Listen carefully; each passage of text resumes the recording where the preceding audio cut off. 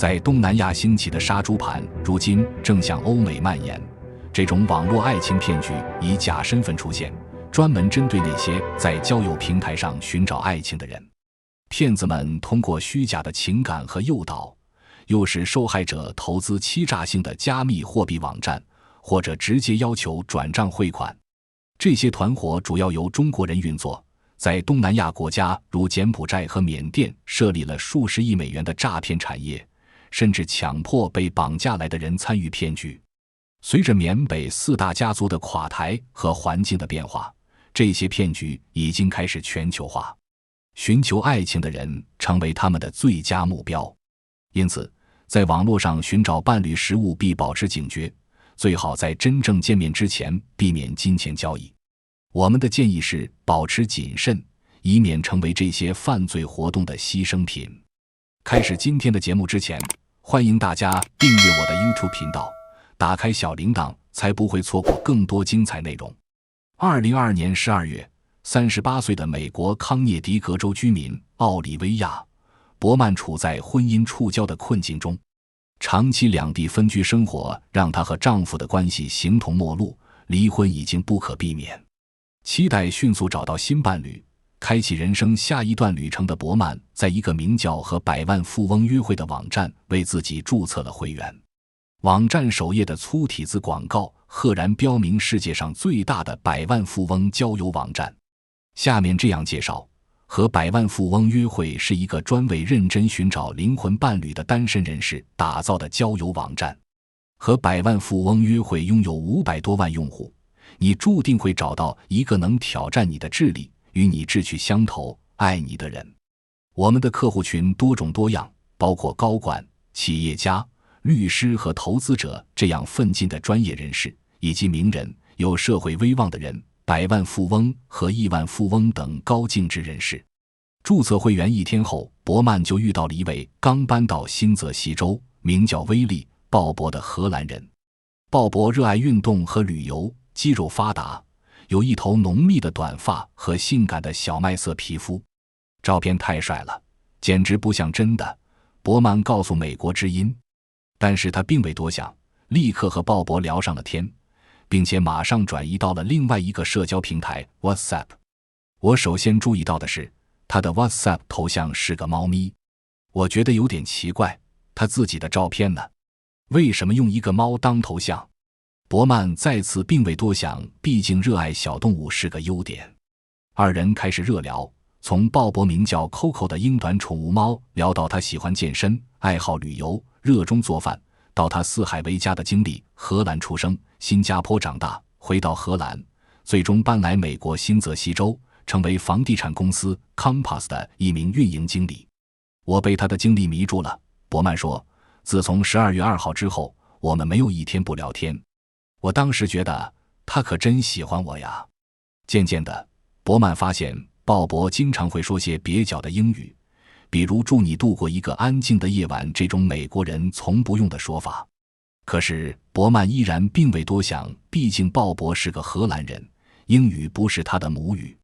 热聊了10天后，鲍勃向伯曼提出一个问题，你了解加密货币吗？你知道如何交易加密货币吗？伯曼对加密货币并非一无所知，但是也不算涉猎很深。鲍勃开始毛遂自荐当他的导师，从如何下载 App 到如何把现金换成加密货币，如何建立电子钱包，如何赚取利息。鲍勃很快从伯曼的网恋男友变成了加密货币交易导师。为了防止伯曼不懂而误操作，鲍勃还经常事无巨细地要求伯曼把每个步骤都截图发给他看，以确保交易顺利。1个月很快过去了，伯曼把越来越多的现金换成加密货币，鲍勃也一直耐心教导，甚至还在2人开心的时刻把一束鲜花快递到了伯曼的家门口。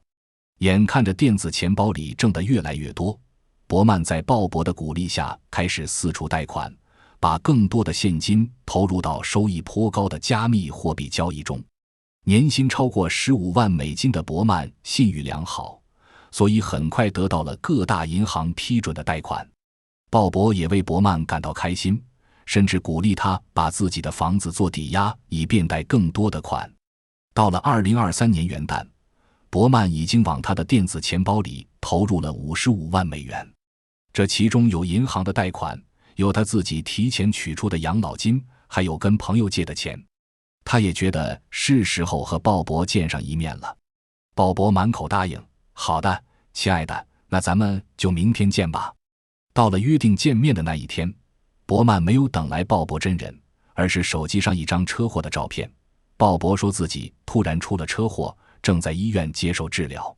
伯曼放大了鲍勃发的医院照片，仔细观察，顿时觉得有种天要他下来的感觉。医院门口有个大大的十字架标识，照片背景里其他人也全部都是亚裔面孔。我一看到照片就哭了，我跟朋友说我要自杀。伯曼回忆道，那绝对不是美国的医院，美国医院门口没有十字架的。突然惊醒的伯曼开始回想起种种疑点，鲍勃蹩脚的英文，发错的照片，对他投资加密货币的过分关注，对二人的未来有种种甜蜜许诺，却从不见面。鲍勃有一次甚至误发了中文信息，之后赶紧撤回。伯曼告诉美国之音，我也曾经要求过视频通话，可是鲍勃说他有心理创伤，因为有一次他在和朋友视频通话的过程中目睹了朋友出车祸的全过程。居住在俄亥俄州的特洛伊，戈切诺尔的网恋对象吉雅也和鲍勃一样，因为在视频通话中目睹朋友出车祸而遭遇心理创伤，无法和戈切诺尔进行视频通话。吉雅的背景和鲍勃一样丰富多彩，来自乌克兰，自己有一半乌克兰一半亚裔血统，目前居住在西雅图，多才多艺，擅长以太币交易和流动性挖矿。2021年新冠疫情期间，48岁的数据中心工程师戈切诺尔在著名社交网站脸书的交友板块认识了吉雅。吉雅在2个月的热聊过程中，从家长里短到无所不谈，二人很快互相产生好感，关系开始变得亲密，直到珊珊有一天偶然提到自己是炒币高手。毫无设防的戈切诺尔听从了吉雅的建议，开设电子钱包进行以太币交易。投入了大约25800美元之后，突然有一天戈切诺尔发现自己的电子钱包空了。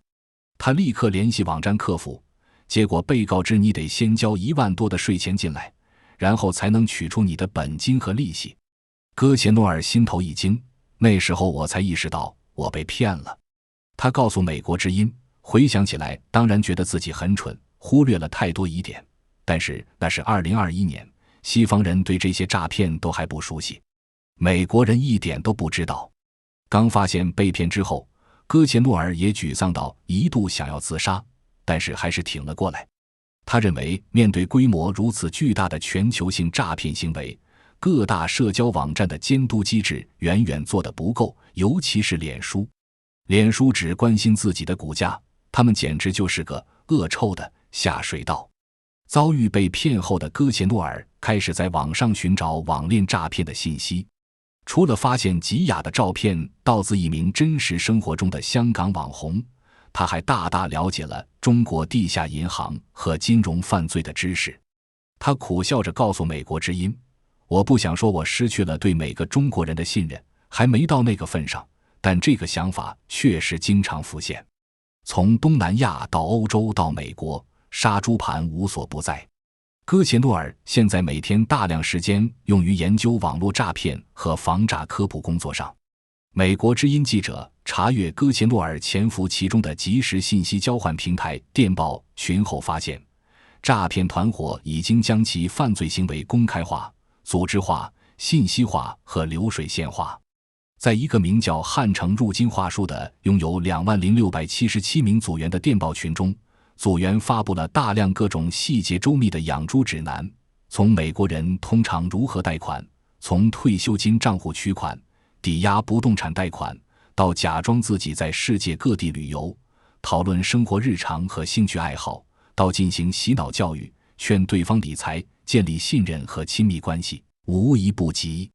杀猪盘作为中文网络流行词，是诈骗团伙对交友婚恋类网络诈骗的一种俗称。诈骗分子准备好人设、交友套路等诸饲料，将社交平台称为猪圈，在其中寻找被他们称为猪的诈骗对象，建立恋爱或者友人关系及养猪，最后骗取钱财及杀猪。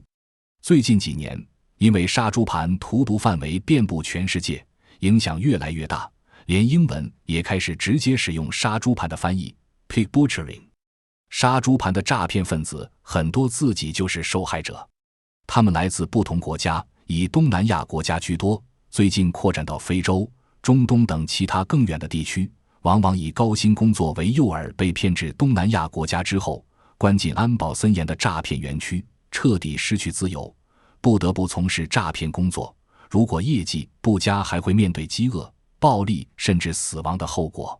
根据联合国人权事务高级专员办事处在2023年8月发布的调查报告，全球至少有22万人被掳至柬埔寨和缅甸，被迫从事网络诈骗活动。联合国将此现象形容为当代奴隶制。而如果估算包括越南、泰国、老挝、菲律宾等国总共的强迫诈骗规模，人数可能高达50万。德克萨斯大学奥斯汀金融系教授约翰·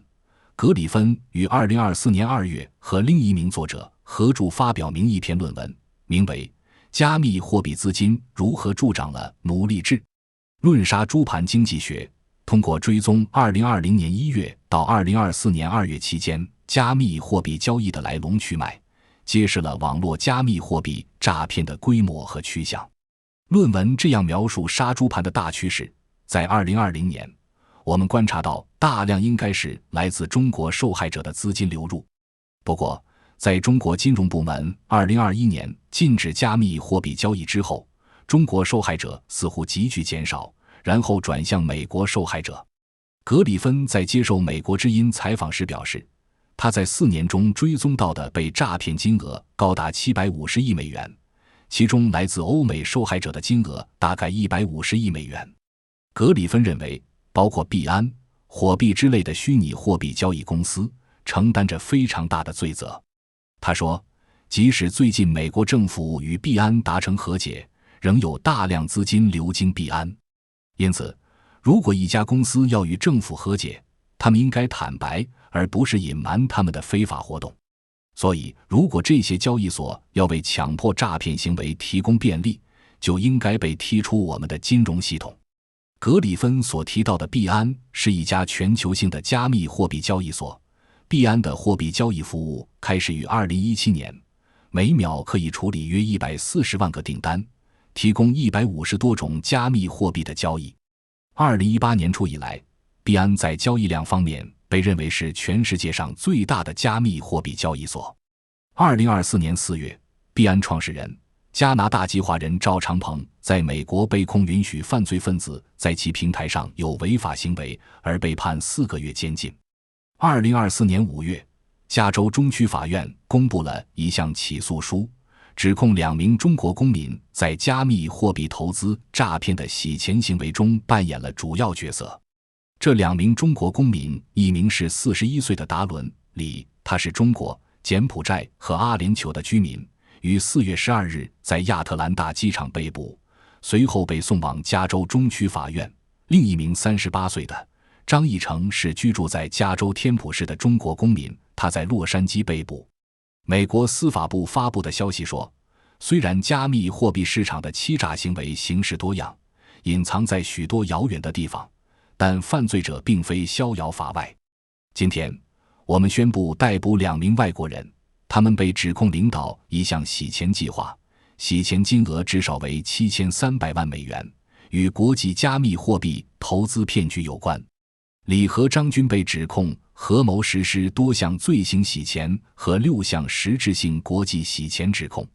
如果罪名成立，被告每项罪名最高可被判处20年监禁。美国特勤局调查助理局长布莱恩·兰伯特说，诸如杀猪盘之类的复杂金融欺诈计划对美国的金融基础设施构成了明显而现实的威胁，因为无数美国人继续成为这种捕猎者的受害人。他还介绍说，2023年，特勤局与我们的合作伙伴追回了超过11亿美元的金融欺诈款，今年我们有望超过这一数字。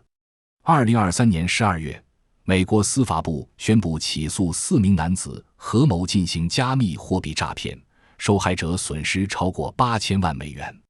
根据指控书，张路、贾斯汀、沃克和约瑟夫·王为加州居民，他们与伊利诺伊州居民朱海龙被控涉嫌合谋洗钱、隐匿洗钱和国际洗钱等7项罪名。美国联邦贸易委员会称，美国2022年接到7万起和杀猪盘有关的报案，受害者损失超过13亿美元。